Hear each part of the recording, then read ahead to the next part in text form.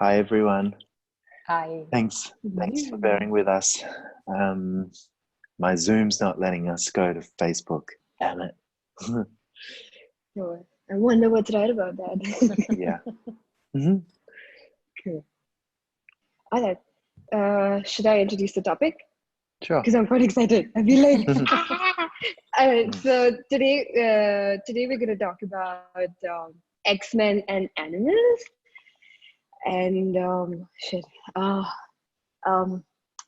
I think that topic just popped in my space because I've been around some animals of late, and then I had like conscious horse, conscious rider classes last year, and I've also been getting in touch with a lot of kids who've been diagnosed with ADD, ADHD, autism, and I'm also realizing my capacities as them. So like the two questions that actually pop in my space is why, I mean, I saw that there are similarities between animals and X-Men, and also the two, like both animals and X-Men showing what we are capable of as well.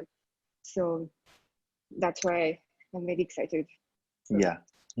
Well, tell me what you noticed from doing the conscious horse, conscious rider class, or like being with animals. What do you notice that's different?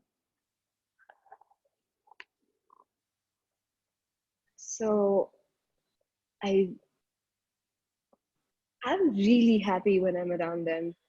Like somebody took pictures of me while I was around horses, and then they put us like, "Oh my God, you look so different." I was like, "No, it's the same person." But there was something I can be me so much more around animals, and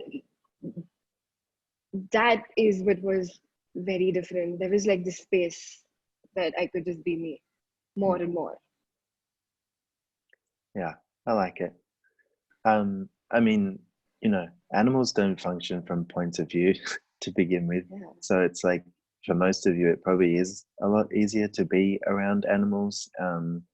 And also, they function in a similar way in that there is a communication that's available with animals that is based on like space, not words. And that can also be a lot of ease for some people.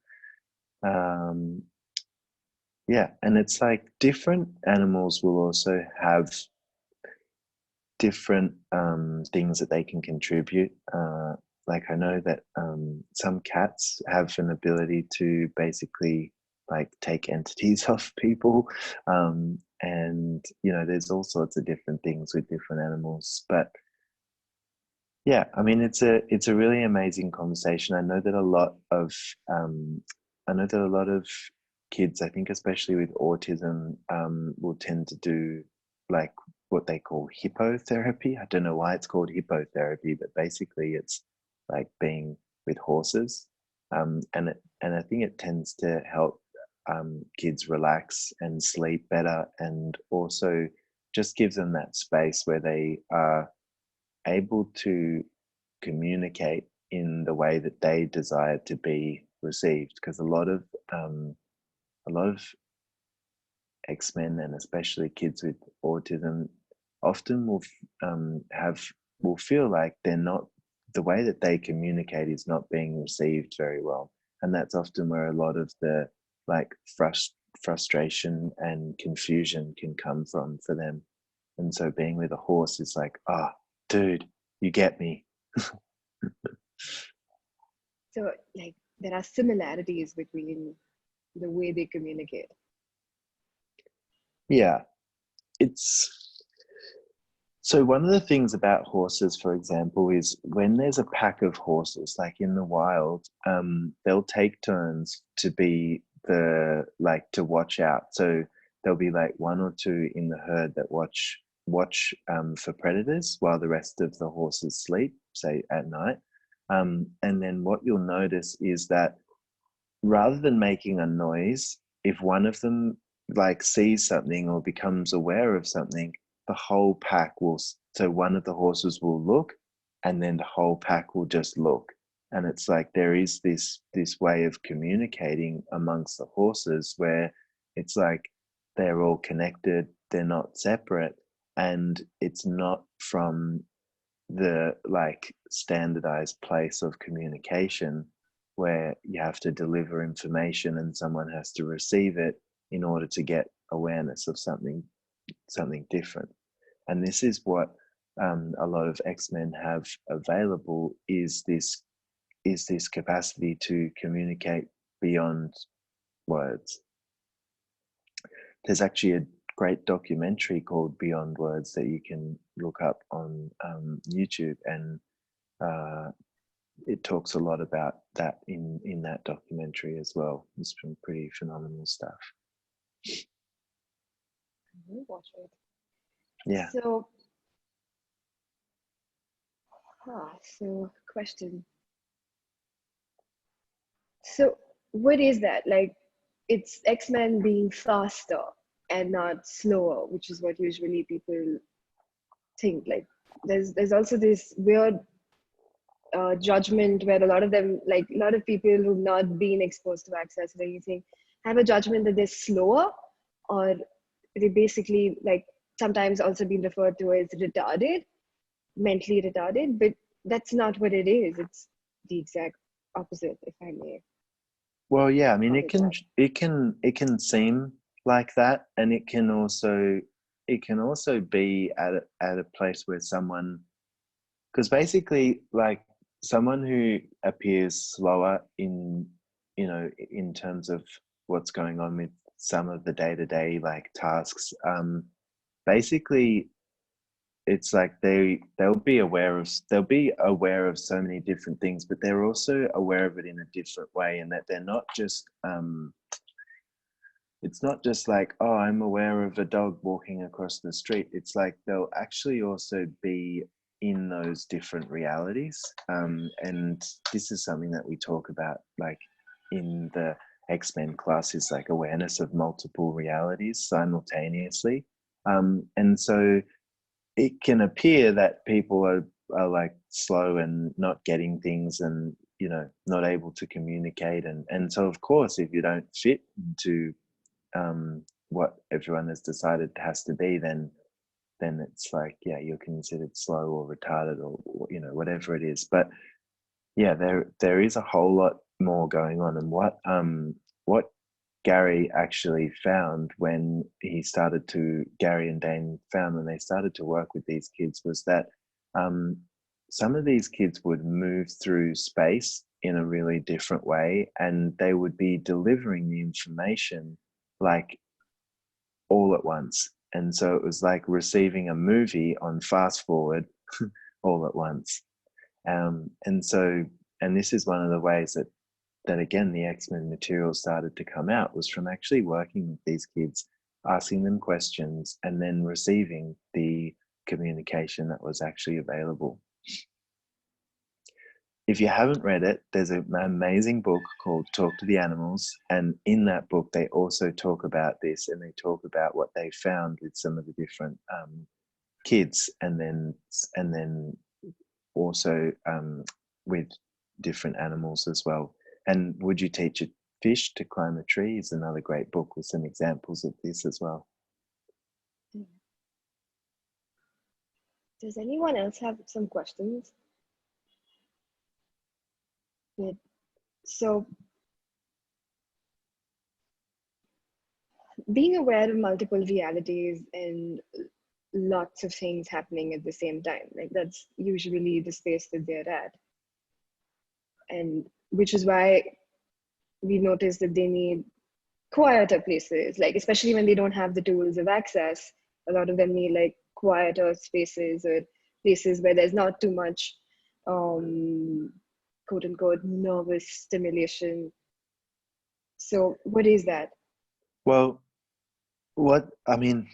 yeah, so I mean, okay, so one of the things is that for example, a lot of X-Men still don't have the tool of like, who does this belong to? And it's like because there's no separation between like what is theirs and what is not. It's like a lot of people will function from everything they're aware of is theirs. They'll function as if it's theirs, and so it's like do they actually require it? It's like, yes, maybe wherever they're at right now, they do.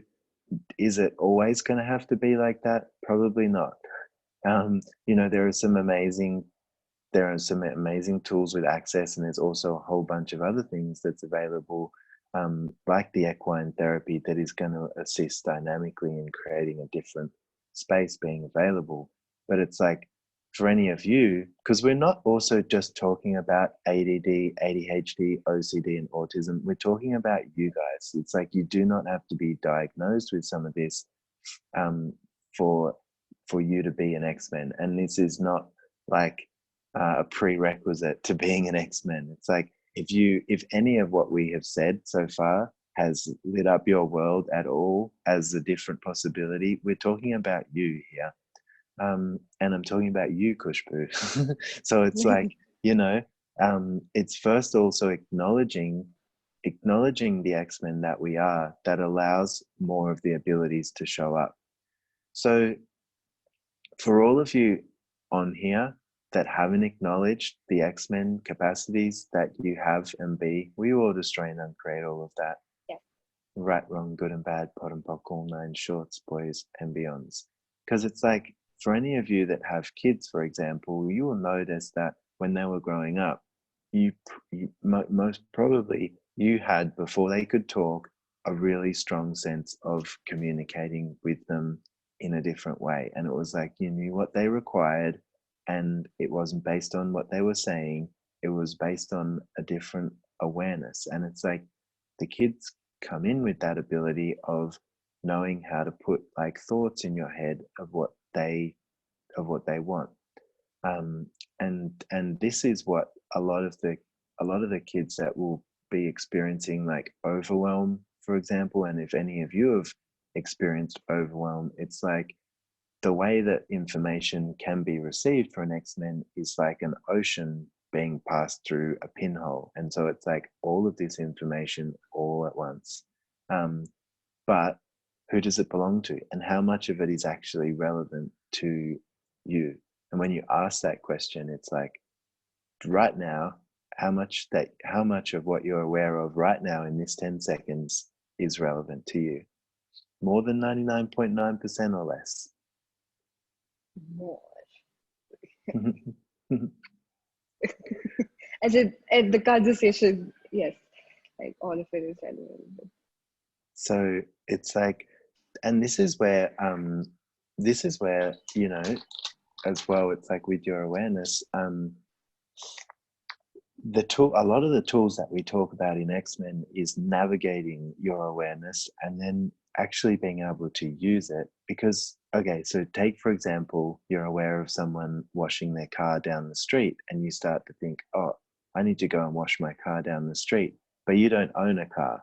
So it's like, does that actually, you know, is that actually relevant to your life, or is that just something that you're aware of? Because X-Men will be aware of the thoughts, the feelings, and the emotions from 6,000 to 6,000 miles around them in all directions at all times. And you guys you don't think that's possible right now, or you don't think that's true right now. But I guarantee, the more you start to use this, and the more you start to actually use who does this belong to, you'll start to realize how many areas of your life you're actually creating based on other people's points of view, other people's thoughts, feelings, and emotions, rather than what's actually true for you. And animals are one of the greatest ways that we can receive like the space of who we truly be. It's like, you go for a horse ride, and they show you way more of the space of you. And you know, it's the same with hanging out with your dog or your cat, or it's like, they have this, I guess, like, it's like, it's oneness with like no separation, and they just be it. They're not making anything else more real and true than their ability to be in communion with everything. They just be it. And it's like, it shows us as well where we have that available and where we're not choosing it. But what if that was just like a gift, and them just going, hey, Did you know this is possible? You can choose it too. So everything that doesn't allow that for all of you guys, we destroy and uncreate it all. Yes. Right, wrong, good and bad, pot and pock, all nine shorts, boys and beyonds. And next time you see an animal, or you're with your pets, or it's like, what if you ask, okay, what would it take to actually receive the space that you know is possible? That's beautiful. Could you repeat that question once more? What would it take To to actually receive? receive the space that's possible, and just allow it to be there, whatever it is. Allow it to be present. Allow you to have it with your body as well, and just like relax and receive.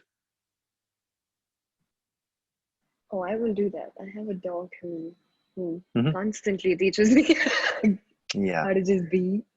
I mean, we're staying with some friends of ours, and they have like I think eight. They have 8 cats, and one of them particularly has become fond of myself and my son. And right now, my son's asleep, and the cat's laying in the bed next to him, just purring and stuff. And it's like, yeah, they're a gift, and they desire to be a gift. That's the other thing about animals, is like they desire to be a gift to you. And it's like they enjoy being that. And it's like, how many of you also desire to be a gift and desire to be received as a gift? And so what if one of the kindest things that you could do with animals is to receive the gift that they are? Yes. And and also there's this place where I think they teach us to receive us as a gift. Like, you can't really receive them as a gift unless you're just being really vulnerable and knowing the gift that you are, and which is what I think my dog also keeps showing me. And the day I can't receive from him is when I'm like, just like not like in my head, or just like having one of those crappier days. But he Yeah. makes it easier. And what I get is there's this energy where he just like helps me relax, where I can then receive myself, and then he makes it easier. I mean, that's all he's doing. He's just like, relax. Yeah. Well, they're like, come on, guys, this is not rocket science. It's like, this Yeah. is being, this is being you. And yeah, so it's very cute, and I think it's very funny. And I also have had many moments where it's like I've had animals be like, stop being a stupid asshole and thinking so much, just be. It's like, okay, Yeah. yes, sure. Sounds great. And I wonder if these beautiful X-Men kids are showing that, like, you can be the same if you tap into us. Yeah, but it's the same thing of like, it's the same thing of, so I totally agree. And it's the same thing of like, it's not, okay, so it's, okay, one thing that you guys have got to get with this is, as well, this is not just about the kids. It's like, this is about you guys, because this is the mutation of the species. X-Men is the mutation of the species. And so it's like, it's also about the capacity and the choice that you guys have to step into what you're aware of. Because the more, like, X-Men, the way that the mutation occurs is that X-Men will be whatever they are, that if you are willing to start to receive more of what you are and more of the capacities that you have in that way, you actually start to change the way that, like, you show up in the world, and also the way that your reality is being created. And so it's like, that's actually how the mutation starts to begin. So everything that is, and everything that brought up or let down for any of you, we destroy and uncreate it all. Right, wrong, good and bad, pot and pock, all nine shorts, boys and beyonds. And if you're like, what is that white man talking about? Read Would You Teach a Fish to Climb a Tree, or something like that. It's like, get some more information about this, or come to one of the classes. And it's like, because a lot of what people do with X-Men is, oh, how do we help these kids? And it's like, how do we? And it's always putting it outside of you. This class is not going to be something that's outside of you. So if you're thinking of coming to something and you want to make it all about your kids, I'm going to pin you to the wall and I'm going to make it all about you. And that might scare Awesome. some of you. But it's like, because it's also, if you have an X-Men kid in your life, they've come to you because you have some kind of capacity to be with them in a different way. And most likely, they desire for you to also have something else. There's something else possible there that they're aware of that you could also receive. And not always. Some kids have chosen some of this stuff so that they can have a time off lifetime, this lifetime.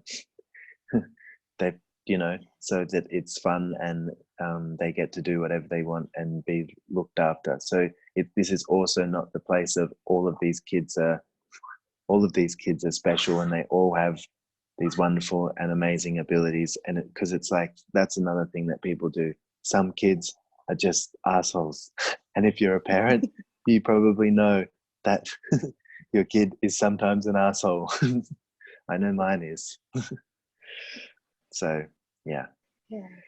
So I know I've never been diagnosed as autistic, but the more I read Would You Teach a Fish, I know there's things coming up for me. And I don't have a child or anyone around who has actually been diagnosed, but I know I would attend this class because it's relevant to me. It makes it easier. Just those tools and just so it's not just for those who've been diagnosed or not just for the parents of those who've been diagnosed, but it's for you. Yeah, it's like if and for like everyone here. exactly like I said, if anything that we have said has rung true for you at all, it's because you've got some capacities that you haven't acknowledged yet. And a lot of what we part of what we talk about with X-Men is, okay, how do you have more ease with your awareness? That's one of the greatest things that people desire is, oh my God, I'm aware of so much. And it's like, how do I deal with it all? And that's great. But then there's this whole other part of X-Men, which is where I start to get really excited, which is it's the creative capacities that are actually available that not everyone has available. And that's where most of you guys will have been going around the world thinking that you're wrong and you're bad because you don't fit in all of these areas. And guaranteed, there is something about everything that you've decided that's wrong about you that's actually strong about you and that you can use to create something different. And that's what really gets me excited, because you start to see people go, oh my God, I've made myself fucked up for this my whole life, when it was actually an ability to create something different. And yeah, it's like, it makes me excited just talking about it and thinking about it, and also perceiving where your worlds go, of really, I'm not wrong. Awesome. I think Vasudha has a question in the chat. Yeah. And I'll just read it. So could you say about X-Men being afraid of animals and not receiving from them at all, totally cutting off from them? A threat to animals and not receiving them? Is that what it was? Yeah. So could you say about X-Men being afraid of animals? Okay. X-Men being afraid of them. Yeah. Well, so, I mean, this is one thing that comes up with horses a lot, where people are like, oh my God, I'm afraid of horses. And then it's like, okay. So this is one of the areas as well, dynamically, of okay, so when that comes up, how much of that actually belongs to you? Are you really afraid, or are you really excited? Because it's like, animals will also have certain things like that projected at them time and time again, and it's like, they have no point of view about it, but then if it's been something that's been projected at them time and time and time again, sometimes you as an X-Men will also be aware of that projection on them, because it's like, how many people have come to example to a horse ranch to learn how to ride a horse for the first time and gone, oh my God, I'm scared. and that's what they're projecting at the horse. So the horse is like, you're scared, you're scared, you're scared. And so you go to get on the horse and it's like, you're scared, and you start to pick it up. You start to pick up that thought, that feeling, or that emotion, but is it actually yours? And there's a whole lot more we can like talk about with that.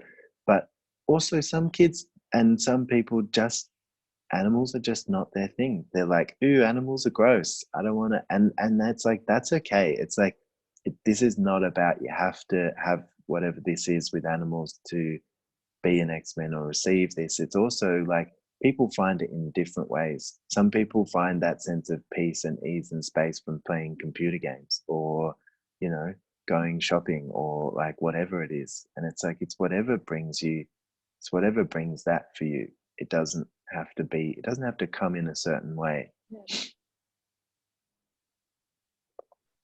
Thank you for saying that. Thanks so much. Neera's also said something in the chat. I have 4 male grandchildren and 3 of them are X-Men. What capacity do I have with X-Men that I haven't yet acknowledged? That's a great question. And it's like, keep asking that, and start also to see the places where you function differently with your grandchildren than other people do, and also start to acknowledge it, because this is one thing for you guys. When you start to acknowledge your X-Men capacities, more of them show up. And so it's as Francesca Fiorentini, the worldwide coordinator of Access, says, you've got to acknowledge like what's true for you, and then more will show up. Thank you. Cool. Jones, yes. Mm-hmm. Thank you, Neera. Cool. Does anyone else have questions? And anything else coming up?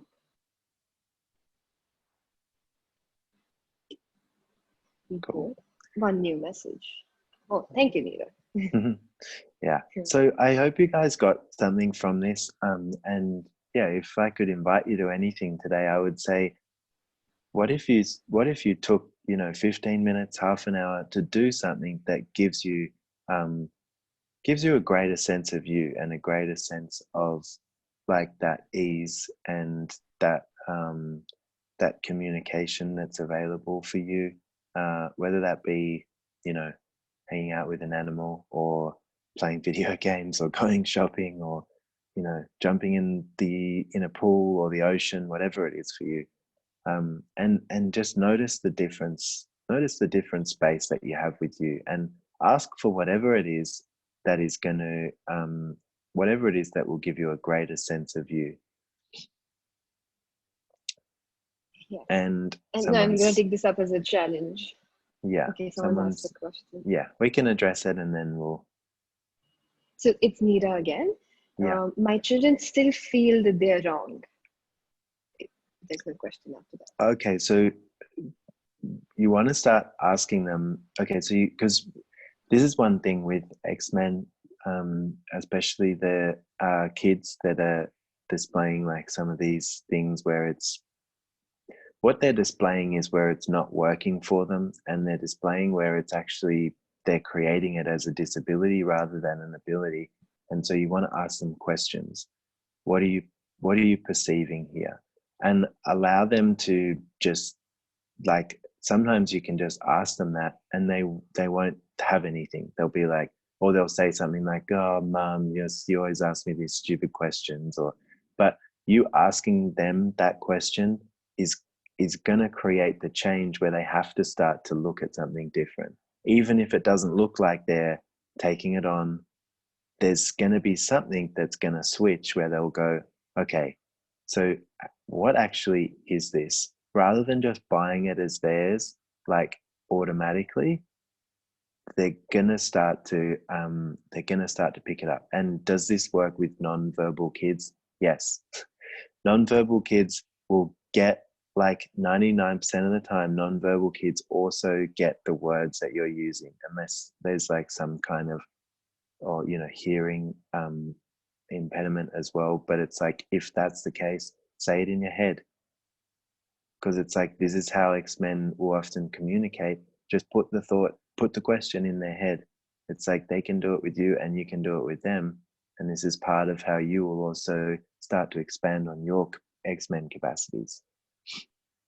And what am I perceiving is the question that often will work like the best in this scenario. You can use, who does this belong to, or all sorts of different things. But what am I perceiving specifically for this? Because it gets them to start to acknowledge their awareness. It gets them to start to acknowledge that they're being aware of something, that they're not it.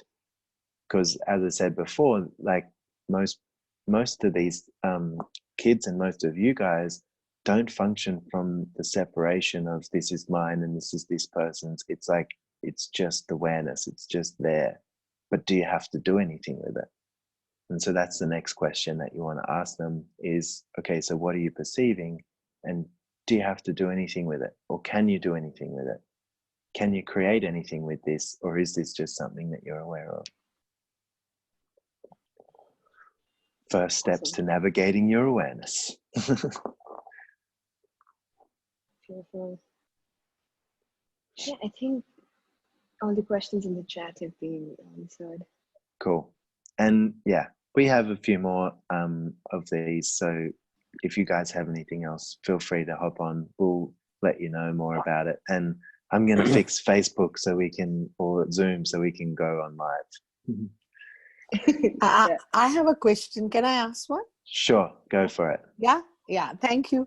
So I'm aware of all this, but my children who live in the US, they are not, and it's their children I'm talking about. So they, like I mentioned earlier, they make them very wrong, and they themselves feel that sometimes that they are at fault because they treat them as a disability. So how can I be a contribution to them? I live in India, but I go there very often. Again, ask questions, and even if it's of the parents, because it's like, yes, if you're a parent and you've got X-Men as kids, if you've got kids, you're doing the best you can with the tools that you have available. And if you have X-Men, it's like, the information that's out there, like in the mainstream about assisting these kids to have a greater possibility, it almost does not exist. It's like, it's all about how you get them to be as normal as possible. Yes. And that's not going to work for the kids or the parents. Asking them questions, ask them open-ended questions that allow them to come to their own awareness, because you want to have empower. You want to have the parents empowered to make the different choices. Yes. And they're only the way that most people will see that is when you ask them questions that allow them to come to their own awareness. And this is a little bit where you have to be clever in the questions that you use that allow them to see that possibility without themselves making themselves wrong or having to fight for their point of view. Yes. Because they don't sleep at night. They have broken sleep. They rarely sleep at night, 3 of them. Yeah. And so it's a lot to do with the sleep pattern also. Yeah. So, something that, you can, if they're open to it, like bars would help a lot with that. If you're with them and and you just say, hey, do you want me to run your bars? Or the other thing is you can run the bars from a distance. You just want to ask them for permission, even if it's energetically. You just want to go, okay. Is it okay if I run your bars? Because if they're not up for it, they're gonna let you know. Yes. Yeah, that's right. Thank you so much. No worries. Thank you, Jones. Mm-hmm. All right, so thanks for that, everyone. And yeah, I'm sure you guys have lots of questions like this as well, so we can address a few more of them on the next one. But thanks for coming today and chatting with us, and we will talk to you all soon. Yeah, just like a little note. Also, you can ask him questions when he comes here, for a full. So Sul will be coming to India in April. and we'll be taking bars classes. Bars class followed by the X-Men 1.5 day class, followed by Foundation, all from 1st to 7th April. So if this is what you received in half an hour, how much will your life change in an entire day and a half class? So please come, and we'll put in more information in, with this as we post this video around, and I'm sure you'll get an email as well. Cool. Great. Thanks, guys. Thank you. Bye-bye. Thank you. So bye. Bye. Thank you.